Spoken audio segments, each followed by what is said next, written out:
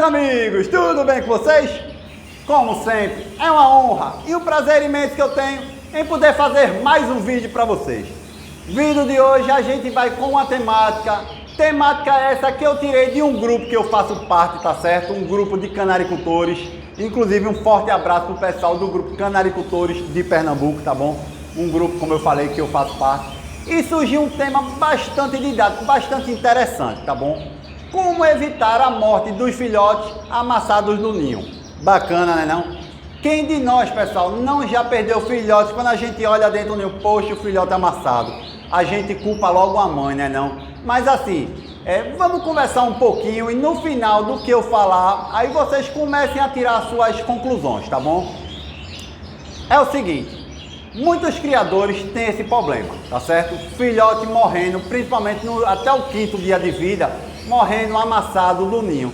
Então existem várias coisas que o criador pode pensar. Mãe amassando, até os irmãos amassando, enfim. Precisamos desenvolver mecanismo ou um manejo para tentar amenizar essas percas, não é isso? Então vejam só, muitos criadores o que é que fazem? Coloca logo o ovo index dentro do ninho, pensando em quê? Duas situações. Primeiro, ajudar os filhotes na sustentação para eles se alimentar. Quando a mãe vai alimentar, eles abrem o bico e ajudar, tá certo? Outra situação, digamos assim, deixar conteúdo, deixar quantidade dentro do ninho para evitar aqueles que a gente chama de patas abertas. Isso é uma segunda opção que a gente, criador, utiliza o ovo index, tá bom?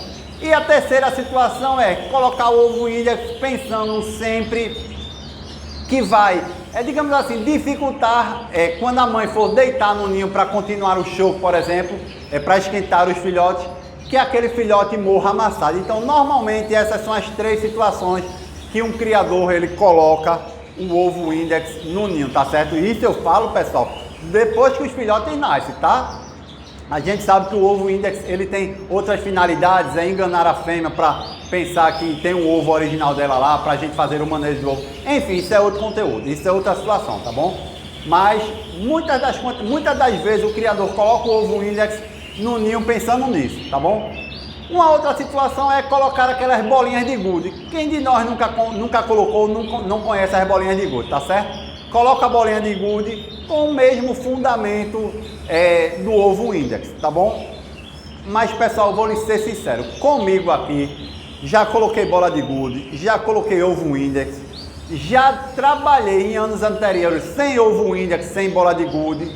Nada disso resolveu o problema de mortalidade por causa de filhotes amassados, tá bom? Seja com bola de gude, seja com ovo index, ou seja, sem nada, tá bom? Nada disso me deu um resultado tão eficiente como eu tive esse ano. Esse ano foi diferente. Se vocês verem aí em vídeos anteriores, o ninho que eu trabalhava sempre foi aquele ninho onde eu colocava, seja ele aquele... como é que se chama? Aquele suporte de crochê, ou então aquela espuma, um forro de crochê, ou então aquela espuma para servir como base do ninho, tá certo? Então assim, deixa eu mostrar uma coisa a vocês. Esse ano, trabalhei com esses 2 tipos de ninho, tá? São os ninhos mais simples, aqueles ninhos que tem aquele forro de carpete, bem simples, tá certo? Então assim, o que é que eu pensei, pessoal, no início do ano? Na verdade, desde o ano passado, isso me incomodava muito, essa mortalidade. Ano passado eu me lembro que eu tive 22 filhotes, que a gente anota sempre. Eu perdi 22 filhotes amassados no ninho, tá bom? Então assim, esse ano eu mudei, esse ano eu coloquei um ninho de carpete. Qual foi a principal intenção? Vou me basear nesse aqui.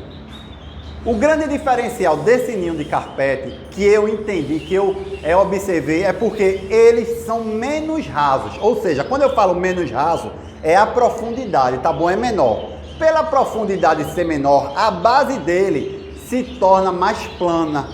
Pessoal, isso aqui parece que não é nada, mas é muita coincidência. O que é que aconteceu? Eu comecei a utilizar esses ninhos, tá certo?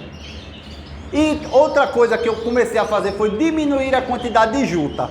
Juta, até o ano passado, eu fornecia juta para a fêmea confeccionar o ninho. Esse ano não, eu forneci juta somente para estimular a fêmea a confeccionar o ninho.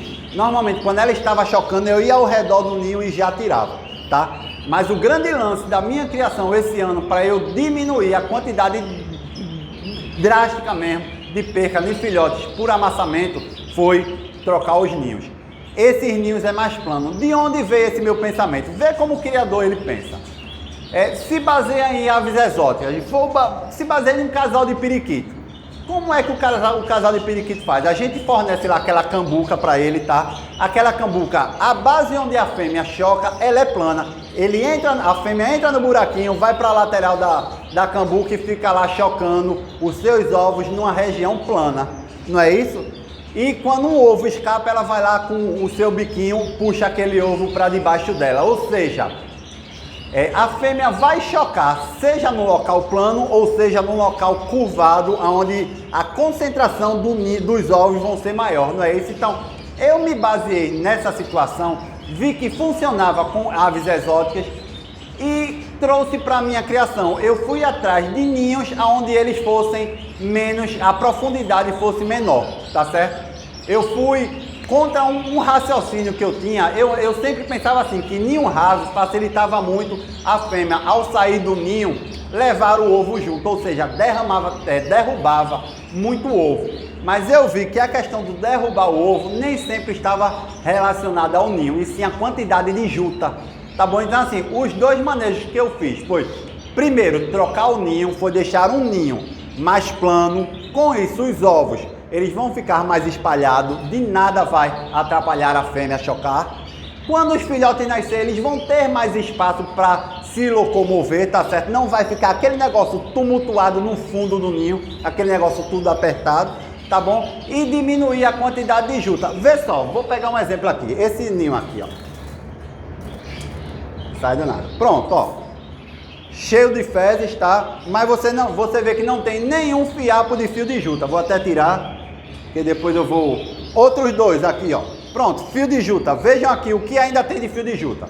Ó o outro, não tem nada de fio de juta, tá vendo? Então assim, fio de juta eu usei esse ano só por questão de estímulo. Juntei o casal, coloquei lá um pouco de fio de juta para a fêmea e o macho também começar a puxar ela e lá confeccionar o ninho. Aquilo já é o suficiente, pessoal, para eles acasalarem e ela começar a postura, tá certo? Em vários vídeos eu já falei, não precisa o ninho estar feito para a fêmea começar o seu processo.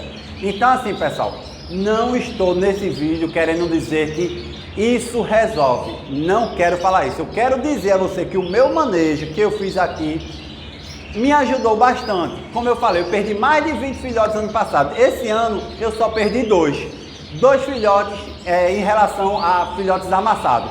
E desses dois, um deles estava assim, o tamanho estava bem pequeno em relação aos outros, com 4, 5 dias. Os outros, alguns desenvolveu bastante e o outro ficou para trás. Então assim, ele levou desvantagem, seja na hora de alimentar ou seja na hora que a fêmea deitava no ninho. Então assim, reduzi bastante os meus problemas em relação à perca de filhote por amassamento.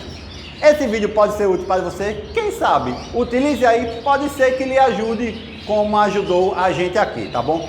Canaricultura é isso, pessoal. Cada ano o criador ele precisa trabalhar, ele precisa criar artifícios, ele precisa criar instrumentos para melhorar a criação de cada um, não é isso? E esse foi a forma que eu achei aqui no meu canarinho. Bacana, né não? Se você gostou desse conteúdo, pessoal, não se esquece não, deixa o like. O like é importante demais para o canal, como todos vocês já sabem, eu tenho certeza, tá bom? Compartilhe esse vídeo e até a próxima. Um forte abraço do amigo Luiz Neto, pessoal. Tamo junto, até mais.